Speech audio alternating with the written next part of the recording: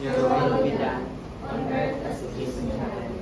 Give us this day our daily bread, and forgive us our sins, as we forgive those who sin against us. Do not bring us to the test, but deliver us from evil. Amen. In the Father, and of the Son, and of the Holy Spirit. Please sit down.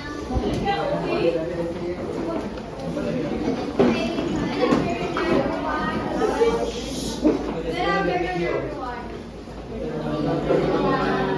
So this is the continuation of our report. This is the continuation of our report class. Am I right? Yes. So next and next one.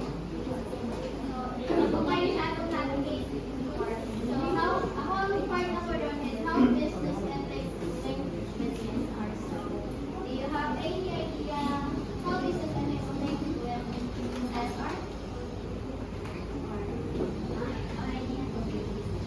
A1? So wala. Ako na lang. So, business ethics linked with CSR. So, di ba ang business ethics kay ilahang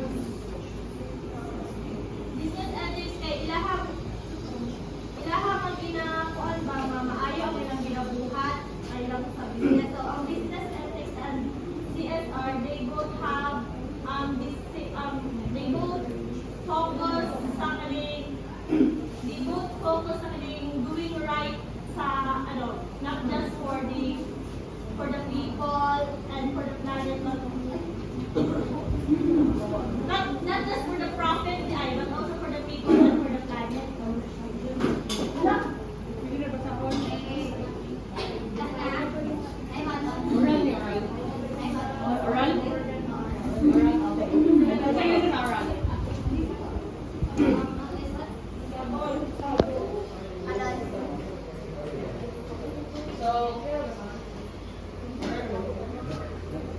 Business ethics serves as a foundation for CSR, meaning that the ethical principles a company upholds, like honesty, fairness, and accountability, guide its function towards social responsibility. So, parang ginagawa nga, ang business ethics of CSR is linked with CSR. Without business ethics and CSR, dili siya mo work as a one.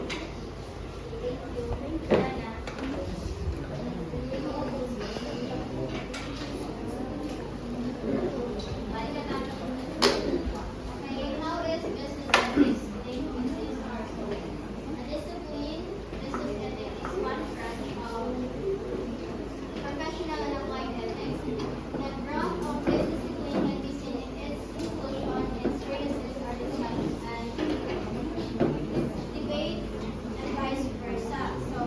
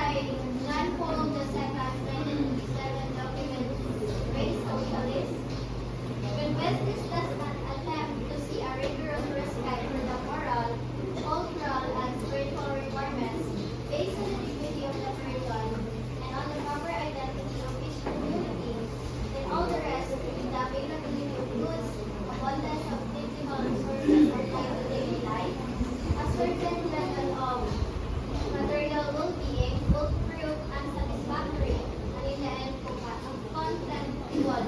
Contemptible is like hindi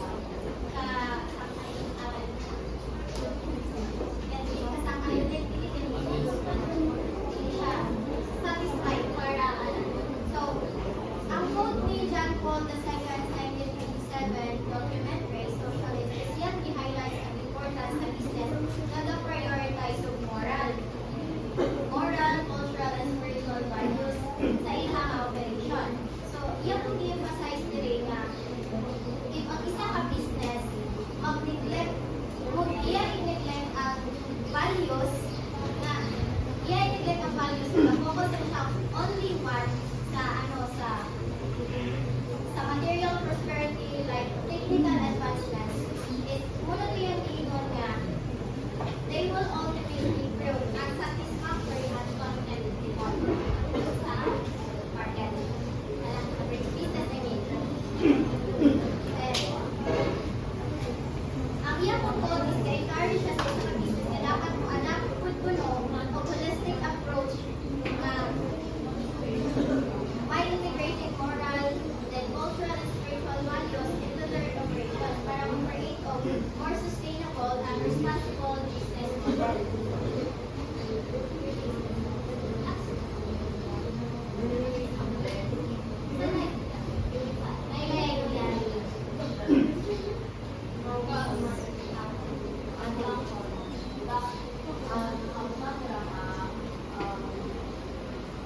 Regardless respect for moral, cultural, and spiritual requirements based on the dignity of the person. So, diba, kahit naman sa class days or kaya katong kayo na you respect people, not because they respect you, but because they have dignity. So, similar siya na yung talaga ng tao, respect of people, what more sa company na dapat sila benefit sa mga tao. So, mga siya nga, as a corporation, as a company, you should also respect the people that is working in your company and also the people that brings money in your company. Similar po sa environment. And then, diba, na-mention ko nila it will prove if they do not attempt to reward respect, it will prove unsatisfactory and in the end, contemptible. So, ako na sa talaga ka-parties, like, mababae ka niyang company, if they respect, for example, hindi siya ma-respect sa environment, bakit ano man na siya madugay na, like, pili ko mula sa ilang business, bubalik ba sa ilaha? Then, on some, so, para saan sila sa law? Like, for example, overwork ilang staff,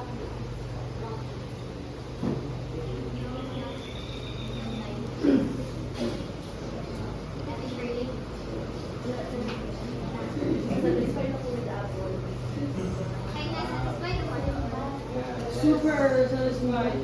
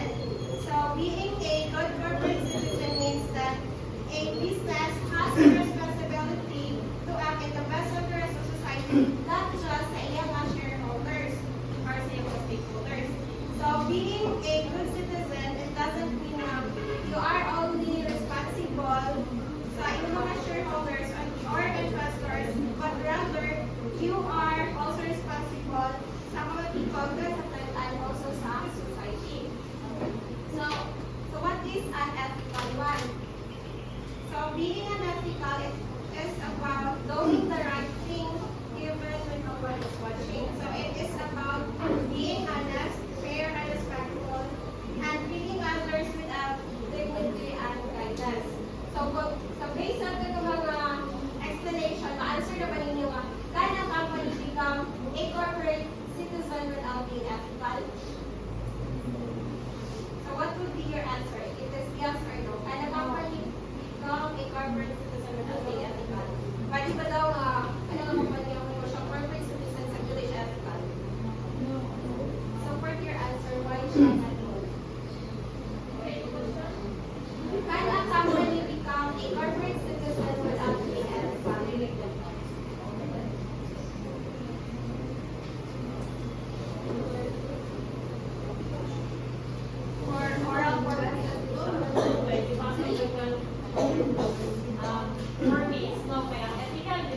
moral. So, dili ka mahimong corporation president, wala ethical yung business kay dili na ka pares silang gingon kay na dili na ka mag-base gani ka makatabang pa mag-matter sa kung sa'yo matabang sa tower sa mga environment so mo na so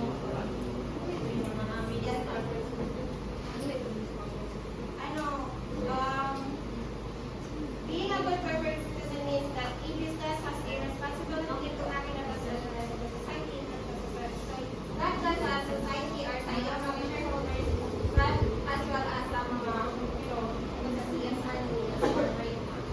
So another answer to the controversial. Wala na?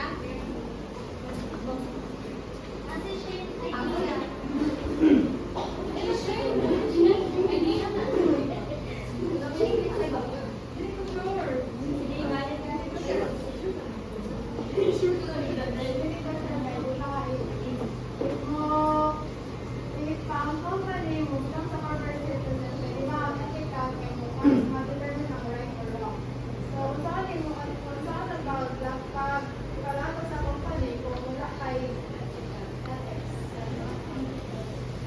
Then, additional na, kasi we're talking about the company and the corporate citizen. When you say corporate kasi, it is a corporation where there is a group of people working in a certain establishment. Even, ang kapasag mo niya ng corporate is an individual. So, when we talk about corporate kasi, since they are working in the establishment, so if you don't have ethical or unethical ka, in connect sa CSR, kung sa inyong establishment is dili na siya ma-practice, how much more sa gawas, which is dili ka makatabang sa gawas sa society.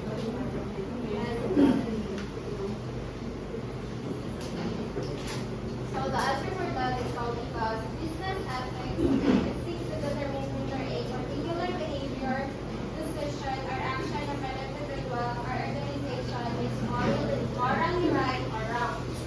So a company or dili siya a company cannot become a genuine corporate citizen without them hiring or speaking sa ilang mga business ethics. So business ethics provides a universal and a subjective standard for determining right and wrong behavior. So a company must first practice business ethics before we engage siya sa CSR.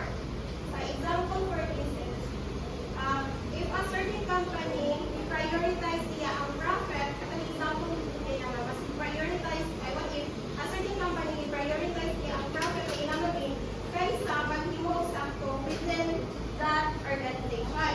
So na-practice, di ba, na-practice nila ang unethical. So, in a way nga na naghibong sila or they are not honest when it comes sa accounting practices, they hide those liabilities in that certain company. So, in that way, anong behavior, anong company is sayop siya or morally wrong since they are being honest. So in that case, business ethics with question, ang buhat pa sa kanilang company is sakto or hindi, then mas iuna pa nila ilang profit kaysa maghimo og sakto, then nakaviolate ba sila sa laws and regulations ana nga company. So by applying business ethics, we can determine that ato nga certain company were unethical because they have severe consequences that face. So there are there will be a company should practice a business ethics before sila will engage sa CSR or what we call the corporate social responsibilities because first, dapat i-establish nila credibility and authenticity. Na-mention sa first report na kapag So, companies should practice or establish credibility and authenticity by build trust and reputation, tapos ensure internal consistency, promote a positive work culture, tapos it mitigate risk. So, if by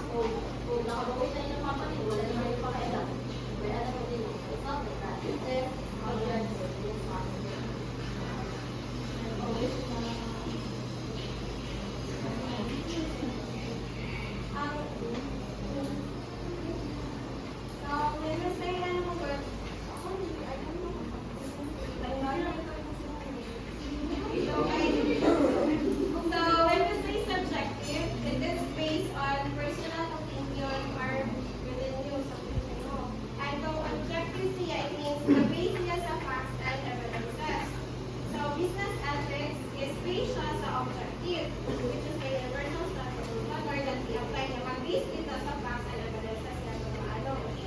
And rather than being subjective and varying from person to person. So, ito siya, mag-base na sa facts and evidences. Kaya, there's the base niya sa facts and Yung subjective na minimum mo din is opinion mo kung ano ka na nakabasa sa inyong emotion or opinion. Whereas ang objective mo show basis, pinanong representative. So yung mo niya, evidence sa inyong That is why dito siya pwede maging subjective na ignite ang pamilya or may pati sa company is magiging opinion. Mag-depende sila sa person kung sa kanilang opinion. Kaya ang evidence ay ako. So meron silang pinakita. we have the rules and regulations and politics of our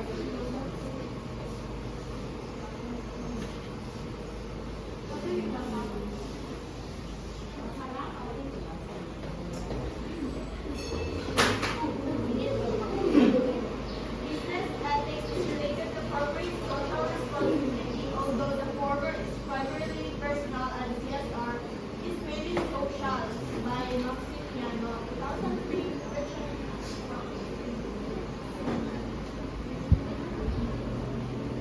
So, business ethics is it focuses on individual moral principle and values within the organization, while CSR or the corporate social responsibility it emphasizes the organization's social and environmental obligation to the society.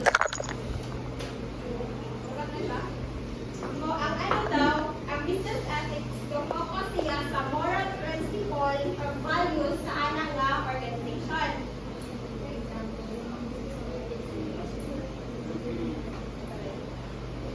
While ang kaning CSR is while ang CSR is ga-emphasize na lang siya sa organization na social and environmental obligation niya sa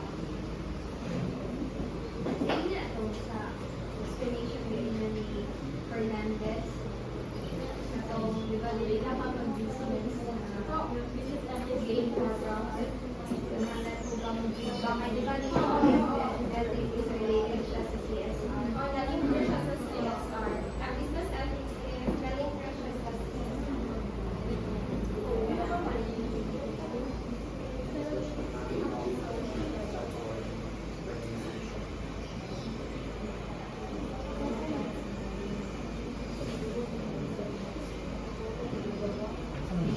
So the wisest thing to do is to practice business ethics first and then practice CSR. So before CSR is practiced, we're not and I suggest that the practitioner are educated.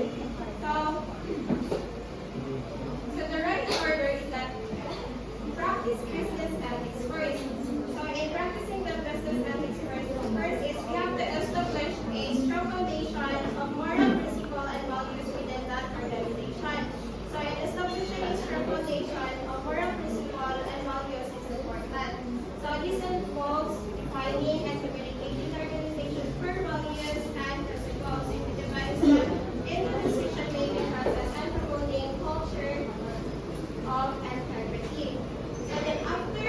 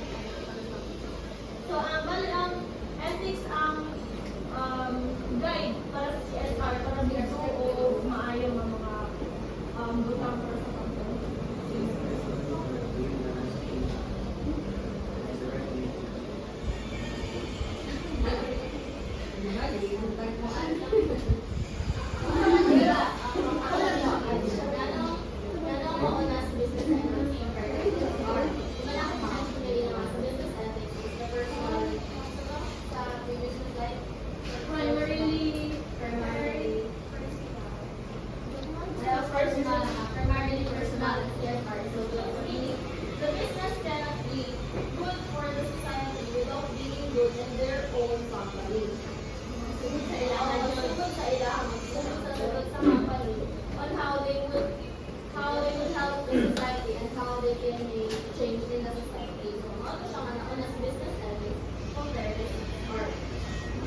Yes, since ethics, it is the foundation for responsible business. While CSR, it builds upon that foundation to benefit the society. Kasi may Pareha yung point niya. Mo ganito ma, di ba pag ay last time po is ngayon na bukod ka o business, dapat being an ethic and communication na related to the CSR. Pero ang ilang opinion, according sa book is ang wisest or ang best thing na buhaton diba. So dapat i-practice mo mismo una sa example ako ang owner sa practice at actual sa company pero sa nimo isunod practice ang CSR to give back yes.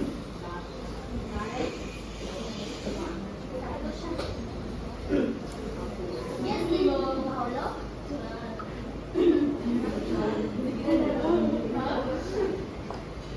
Number one,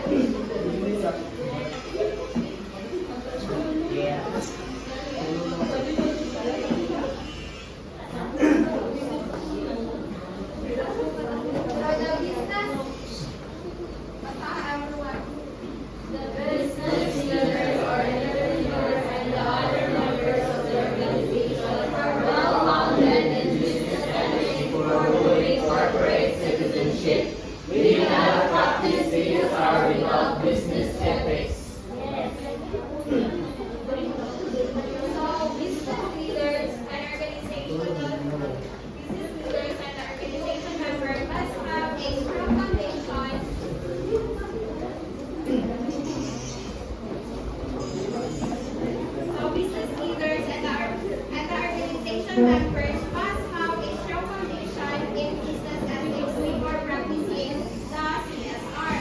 Its ethics is a requirement for an authentic and effective CSR. So business ethics is the foundation, while ang CSR already siya ang action.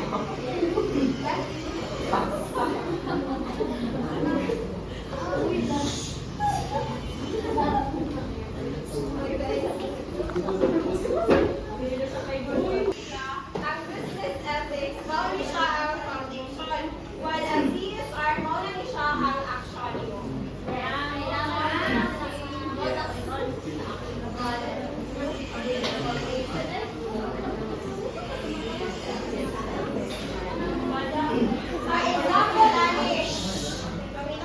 Example ani ang kahoy. Ang kahoy kay naa siya roots, roots.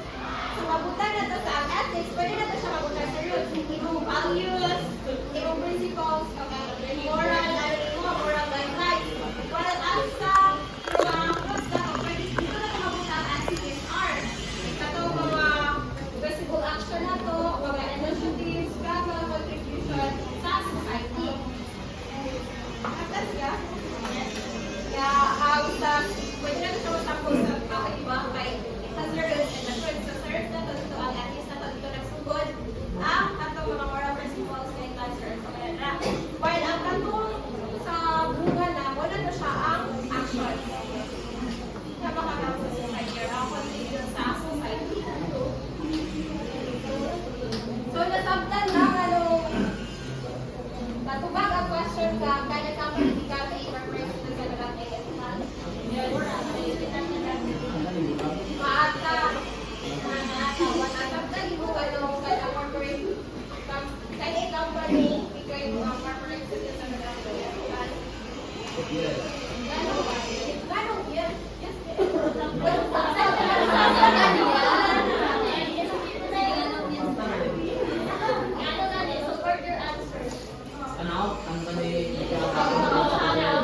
ethical. Kaya ang usa ka man o wala siya kanang without being ethical, so dili siya mo work ang usa ka organization without ethical. Ang sa business ba without ethical, so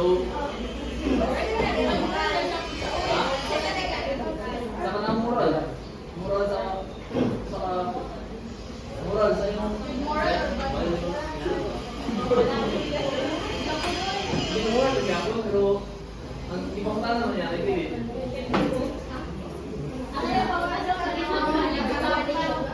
Okay, mag-work out. Ang company. I know ka eh. Ang yan, hindi pa mataas ako. Sa mga pakuha na. Ang ISM.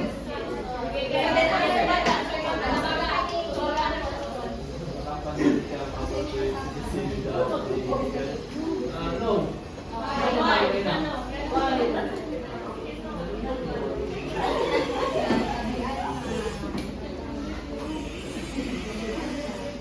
So again, can a company become a corporate citizen without being ethical? No.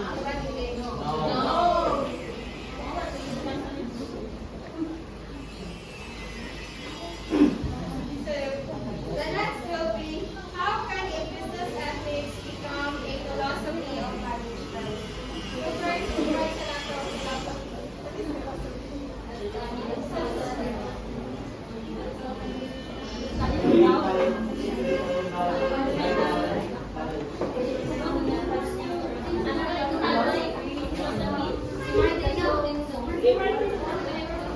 Sa fundamental knowledge.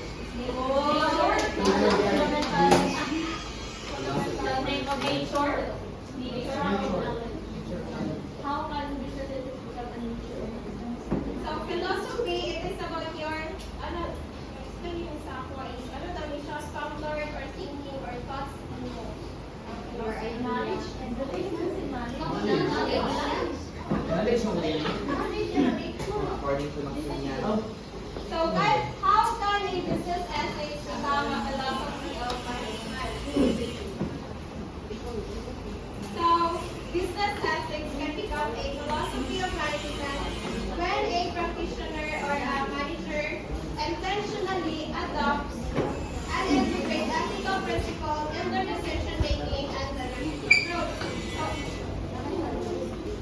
So ethics is personal. It guides individual behavior and decision making in both private and social life. The CSR and social and corporate focuses on the organization's impact on society. So the ethical behavior.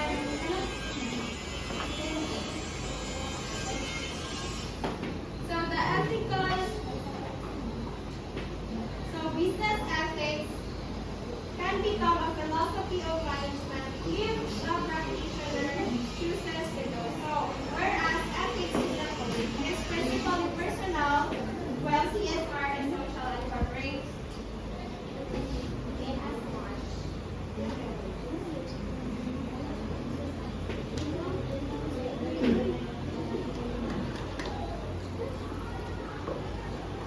So business ethics can become a philosophy of management when a practitioner or a manager, he or she intentionally adopts and integrates ethical principles into their decision making and leadership approach.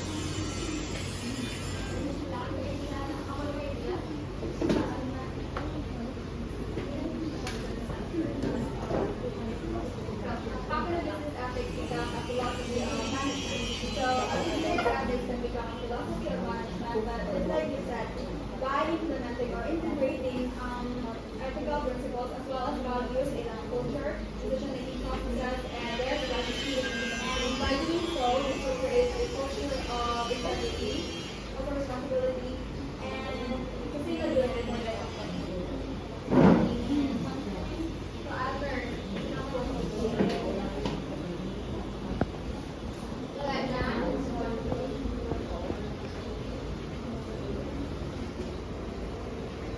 The ethical behavior of a corporation depends to a large extent on the moral conviction of its CEO and the managers who say that the company,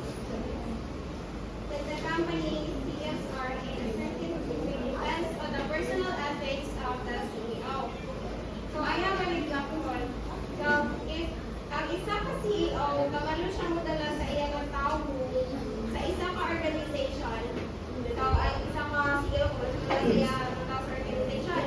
So, pamotivate po ang iyang mga members na mo do good. Kaya makasimpa sila ang kinahanglan nila nga mo give back sa iyang CEO since that person gives good action and high moral sa iyang subordinates. Kurang kaya mas, ay magdepende ko na siya sa CEO. That is, if ikaw na CEO, maayo mong ipakita sa ibang mga tao, so makating po na ang mga members ni mo nga, ay, sila ko nga mag-give back ko sa ako, sa hire sa ko, or sa ako manager since, maayo mo yan ipakita sa mga. For example,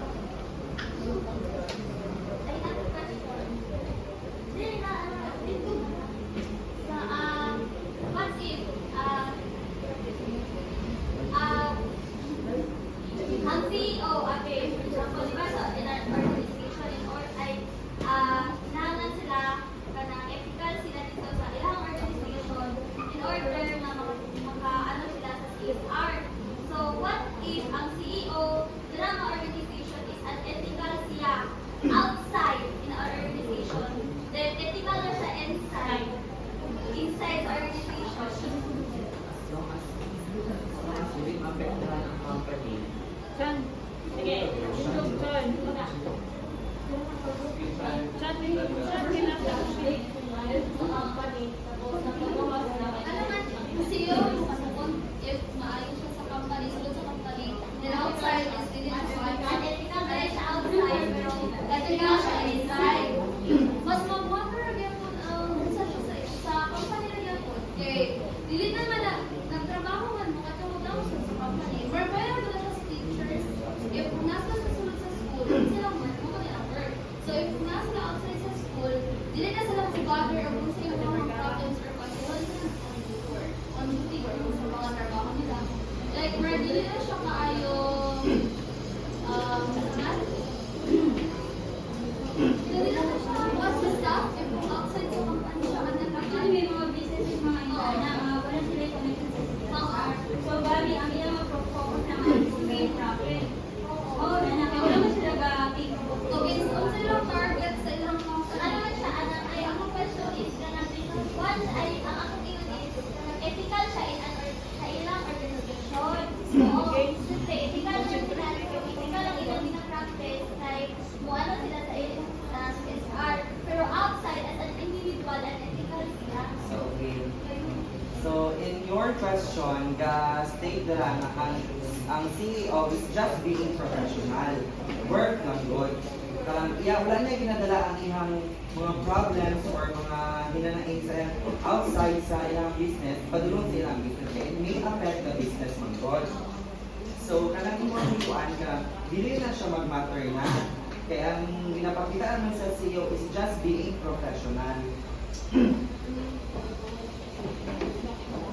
Wala siya ginainyo kung kung manager ka, friendly manager ka. If naka-interview mo, friendly mo, be professional, nag-give ka, dili kay suod-suod mo, or professional.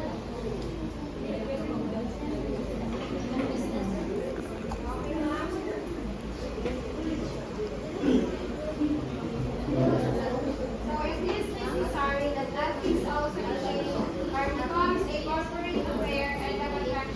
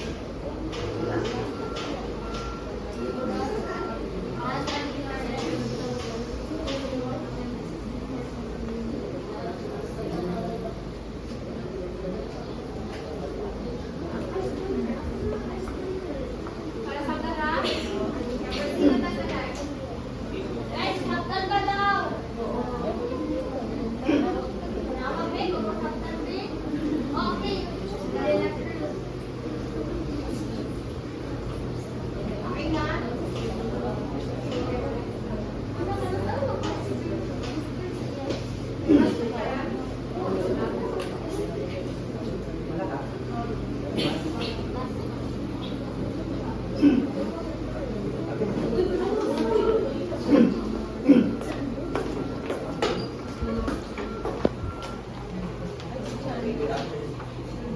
good afternoon to everyone. I will be the last reporter for this report. Wow. Talaga. Okay. My topic is, same lang po siya, ang question type siya, pero does ethical management go beyond public relations and profitability? Okay, in your opinion, or sa inyong nasagutan sa question, does ethical management go beyond public relation and profitability? Yes. Why?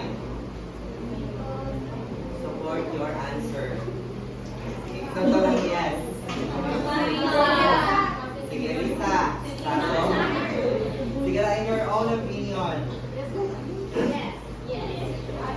Yes, why? Yes, because it's important to build a good public image, build the trust. Wala to Okay, yan. any other hand? Sige, go. So, ethical management. So, ethical management can go beyond the public relationship and profitability because if you are ethical, kung inyong company is ethical, ethical siya ang pag-manage, ethical enough, so daghan makabuild siya o ganang good relationship sa others or sa community, society, or sa mga customer, and if makabuild ka good relationship, so syempre, it can lead to a high profitable ganang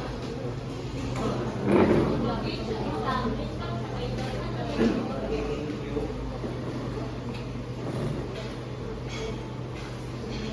You practice ethics because it is your philosophy of management. You benchmark CSR because it is the right thing to do according to Maximeno. According to Maximeno in 2005, you practice ethics because it is your philosophy of management. You benchmark CSR because it is the right thing to do. When we engage in corporate social responsibility, we commit on positive changes. Something that creates gradual changes for the betterment of our community.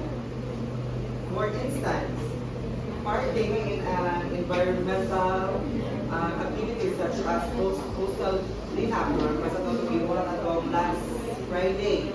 Nalipit na dito sa Boulevard Extension, and that and ganito ang activity mo, it helps to lessen the pollution and promote more habitable environment to the living things in the area, helping the ecosystem balance and thrive in a long period of time. Okay, now what is the biggest challenge? Or also may challenge when we adopt ethical management? Start natin. Sige. Do you have any idea? What is the biggest challenge, or what is the biggest challenge when we adopt ethical management? So the biggest challenge is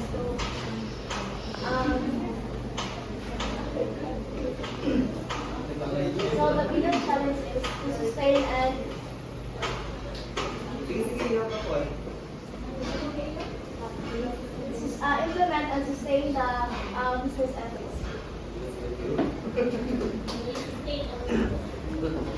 Okay, thank you. Tayo ng sakit na kapalitan. Now,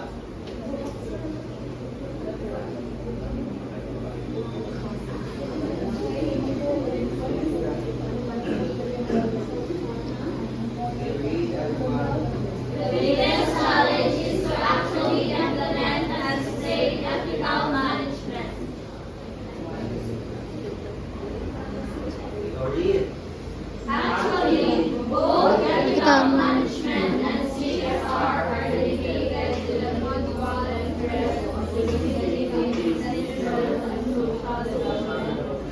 In practice, this means demonstrating how accountability serves the interests of the various stakeholders, host community, customers, employees, competitors, the government, and the environment.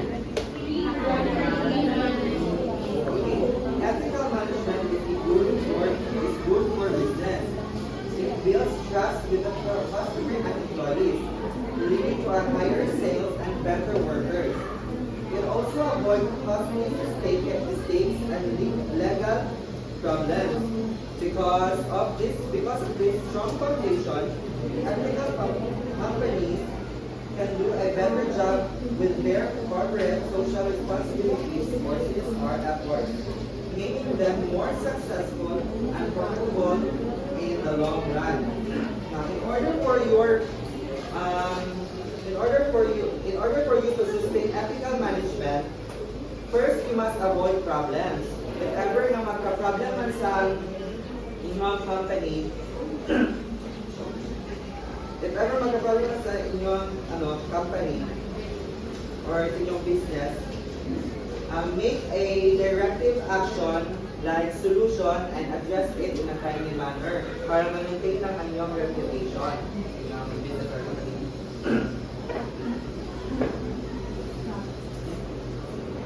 Next question or add-ons.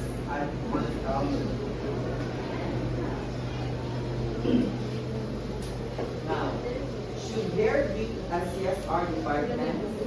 So, kailangan na ba CSR department sa company or sa business? Yes. Why, Arcon? Yes. Yes. Ka.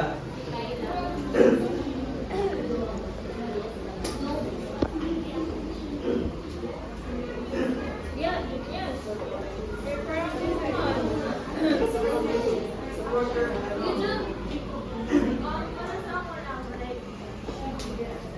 Yes, siya kay para yes siya nga na ICSR department kay isa ka company kay para like naay mo action kani kung unsa man galing ang like unethical nga mga things. Kaya ay makadaot sa surrounding sa people or sa environment na aday or sa society na aday mo take action.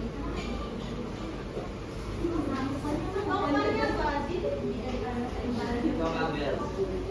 Why did you say yes? Yes, kay para ma-maintain na po siya dayon. Kuan, para maintain ako ng usap environment.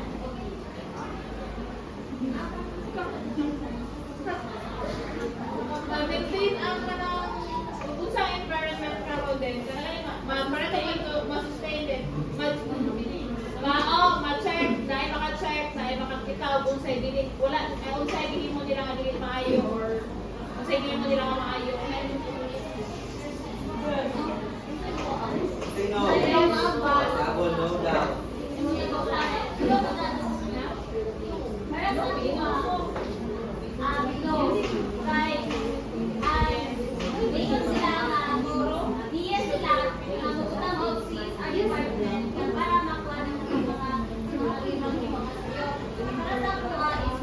If you are ethical enough sa inyong company, hindi na mo kinahanglan o CSR department na para bubuyag ninyo para mo settle ninyo para mo settle ninyo para mo fix ninyo kay ethical naman mo hindi ka wala na what is right and wrong inyo ang Pero kailangan dyan mo nagsasabi.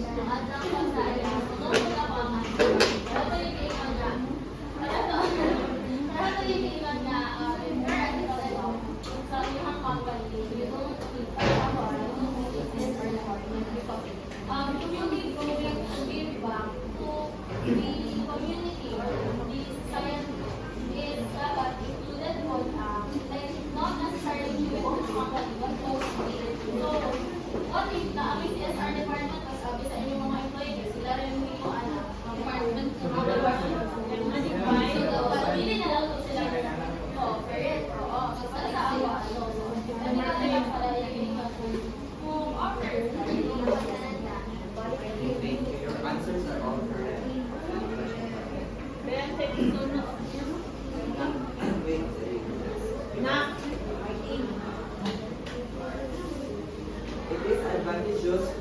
if a company has a CSR department, which should not be headed by a lawyer. It should not be headed by a lawyer because ethical management is beyond legal and regulatory compliance. It requires the involvement of everyone because it primarily social. CSR department includes number 1, code of conduct. Now, this outline of the company's ethical standard and principles are for employees, supplier, and partners. It covers areas like human rights, labor practice, and environmental protection, and fair competition. Next is the corporate citizenship. Corporate citizenship. This refers to a company's active engagement in the community and its commitment to contributing to societal well-being. It can involve initiatives like supporting local charities, promote education, or addressing social issues. Now, here's a corporate citizenship. Some companies, they mo answer sa, like, donate sila sa charity, not just for the profit, but like, ethical man siya, like, it is para lang mailan sila, but it is the right thing to do. Next one is employee volunteerism.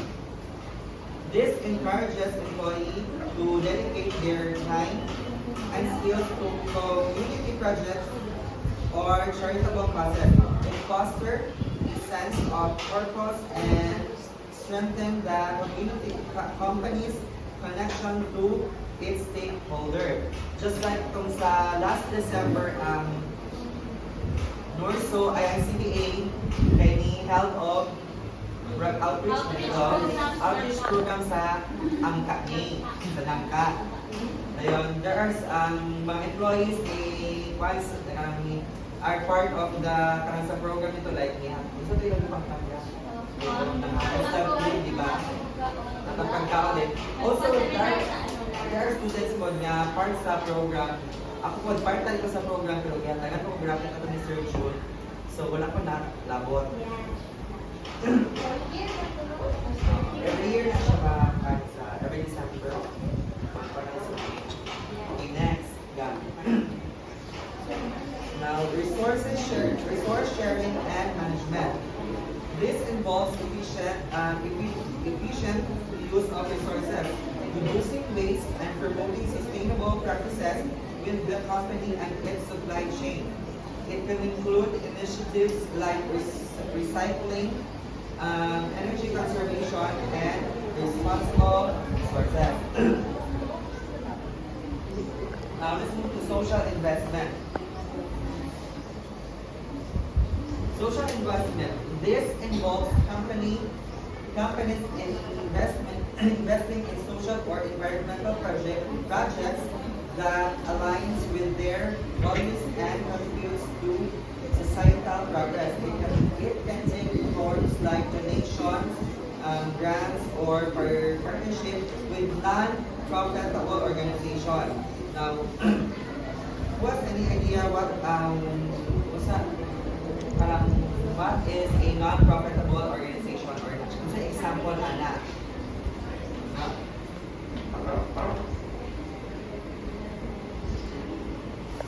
Non-profitable ba ang charity? Non-profitable ba ang charity? Pero nalagi mo. Iba mo donation, no? Sa donation. Ano yung lagi mo? Ano? Charity is non-profitable. Isang idea. Profit organization. Non-profitable organization. Non-profit organization.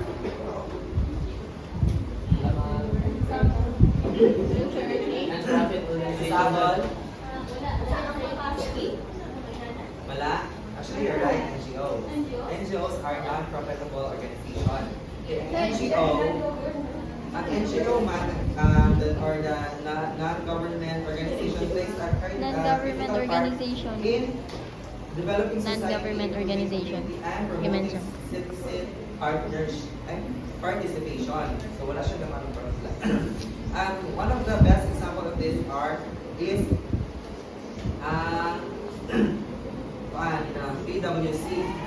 PwC Philippines. The partnership siya sa NGOs to help improve communities and society. Ano ba example ka lang? Hindi namin sabay yung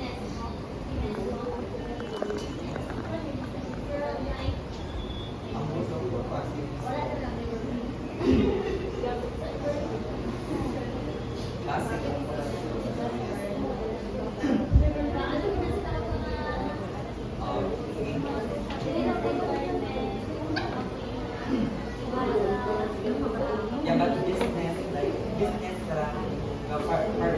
partnership with non-profitable organization. Let's say, for example, example nga, ang Pure Gold. Dayon, in partnership siya sa NGO. And si NGO, nagkandak o tree planting sa bukid na parang makalpunaabi. Then kaya si Pure Gold, ni-donate siya o mga seedlings sa NGOs para makatanom dito sa ilang project. Wala sila gapan sa profit, ang profit is pang-help ka sila, which is being ethical. Yes.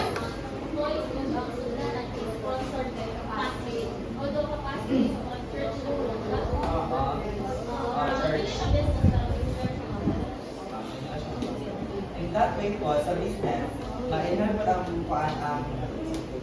ang business na sponsor like i-flash on the video sa papers, newspapers, na ito ng one sponsors, donators. Another example, Google Meeting. Another example is ng mga public libraries. Libraries na ang public libraries they offer access mo sa estudyante namin. So, na-release sila ko So, asa siya nagpag-partnership na non-profitable organization? Well, sa private school na Non-profitable organization ang public libraries is one of the example of non-profitable organization kay tungkol ga-access sa mga books sa mga students and they relay government funding and mga tagilag ng kwan ng donate na sila ba, release lang mga tagugan ng bayan sa kwan mga tao na mo activities for yes.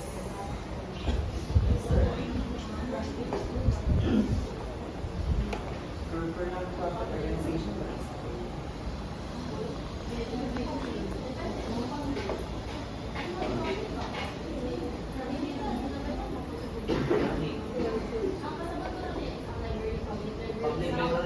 Public library.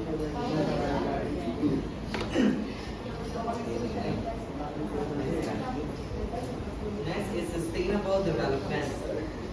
This focuses on meeting current needs without compromising the ability of future generations to meet their own needs. It involves integrating in the environmental, social, and economical consideration into business operation. Now, these elements work together to create a holistic approach to CSR, demonstrating a company's commitment to ethical conduct, social responsibility, and environmental sustainability.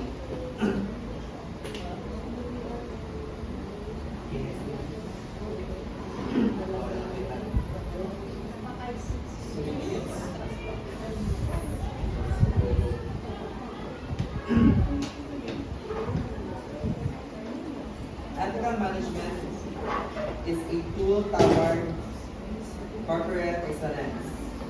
Now, why is ethical management is a tool towards corporate excellence?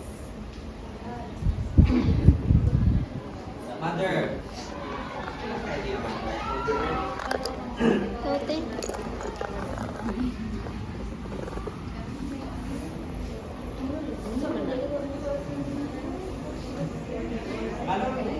Anong ethical management is a tool towards corporate excellence? Stand up. Ethical management is a tool towards corporate excellence. Loading ko ha. Dito na ikaw. Sige, ate, yung sa'yo Nagkira na ito kasi ate. Sige, pentero. Ethical management is towards corporate excellence because wala ng ethics. Wala ang ethics is may possibility na hindi ka mas nagdanayan sa corporation. Ate, okay, idea ka? Idea ba? Idea ka? Yes. Wala.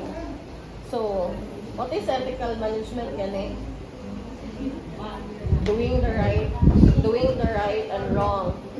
This is one of the tools towards corporate excellence because without that ethical management, you cannot gain or you cannot build ka into business.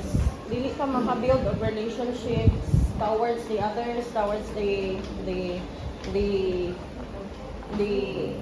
other persons or your co. Basta ka na. Kana. Kana na siya ba?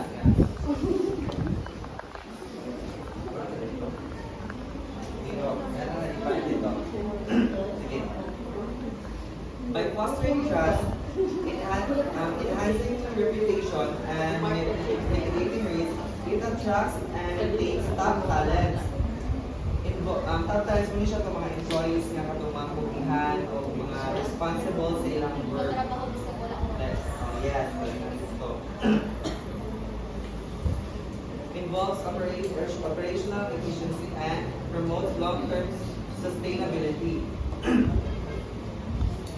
By prioritizing ethical conduct, companies build stronger relationships with stakeholders, minimizing legal liabilities, and cultivate a culture of integrity essential for sustained success and competitive advantage. Now, as a business owner, you must follow ethical standards that can gain trust and enhance your business reputation. Now, for example, sa DCCCO,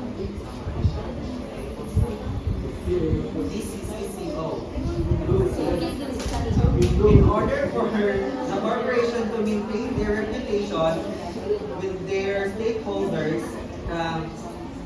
si corporation magparapor siya abi like rep, TV, or di ba kaya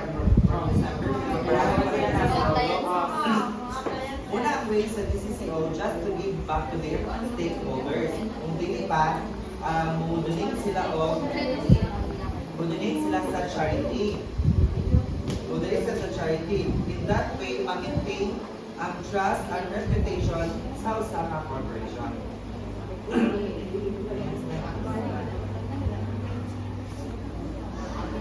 Last, excellence is an open-ended goal.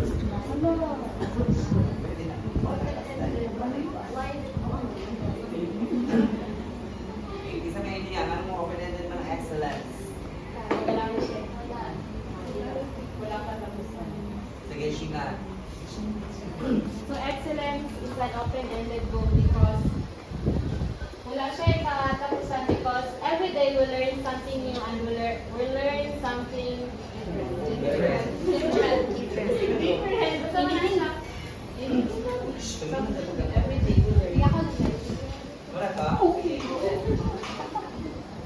Ulo. Yeah, siya ito kumanan.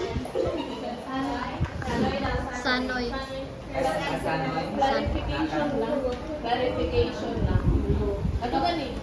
Sa business ethics. So ako na rin, ay atong last time, diba? Sa ako ma-remember, ang ingon about business ethics is katong i-follow ninyo ang kanang mga sa principles, beliefs, and i-follow ninyo na base, apply morals, principles, and beliefs. So, sa ako na-remember, ang niingon ni Thea, mention siya about orthodox and religion. So, mga akong nanungaga. Tapos, di ba, classmate man takatong sa ethics si Sir Ehe, di ba? So, yung ethics is the base not only sa kanang divine command here. So, kung mga na sa business ethics, baga-apply pa po siya sa ibang na concept like katong sa utilitarianism, katong sa ilang Immanuel Kant, katong ibang na philosophy, or sa divine command theory lang siya na-focus sa business ethics.